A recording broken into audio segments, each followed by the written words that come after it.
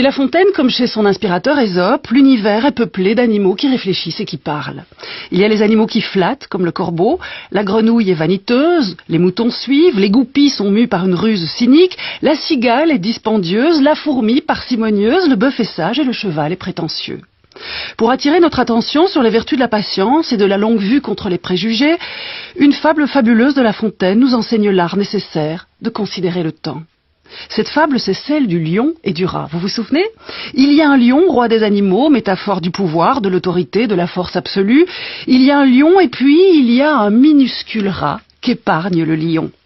Est-ce par calcul que le lion épargne le rat? La chose n'est pas dite, en tous les cas, La Fontaine ne nous le dit pas, sauf qu'il suggère qu'un lion, par principe, n'a que faire d'un raton, que dès lors un lion et un rat ne sauraient jouer dans la même cour, qui est naturellement, pour le lion, la cour des grands. Mais voilà le lion, tout puissant qu'il soit et qu'il s'estime, le voilà qui est pris dans un piège et qui pourrait mourir. Le rat se précipite à son secours, sourd à tout préjugé, et ronge le filet qui retient l'animal prisonnier. Et c'est ici, exactement, que La Fontaine dit cette chose merveilleuse. On a toujours besoin d'un plus petit que soi, et d'ajouter que patience et longueur de temps font plus que force, ni que rage.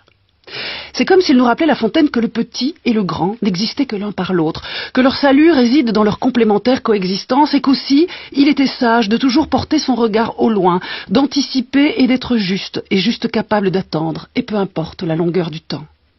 Savoir attendre serait une autre manière de dire qu'il faut du temps pour devenir ce que l'on est, ce que l'on voudrait être et ce qu'ardemment nous désirons. Attendre pour comprendre que les choses sont ce qu'elles sont, comme elles sont, indépendamment de nos croyances et de nos aveuglements. Attendre que passent les choses et les êtres que l'on ne peut retenir parce qu'il faut qu'ils passent. Attendre patiemment, sans forcer et sans rage de trouver sa place entre les plus petits et les très grands.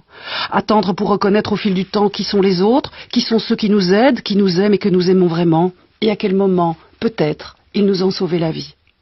Car si l'on en croit La Fontaine, quelle que soit la place que nous occupons dans le monde, chef d'entreprise, sans emploi, artiste, amant, étudiant, ouvrier d'usine, nous avons toujours besoin d'un plus petit que soi, ou seulement par nous jugé petit parce que dans notre ignorance, nous le supposons tel. Mais qui est petit? Et par rapport à qui? Et selon quel étalon? C'est vrai, au fond, au-delà de leur apparence, qu'est-ce qu'être véritablement grand? Qui est le lion? Et à quoi pense le rat? Et vous? Qu'en pensez-vous?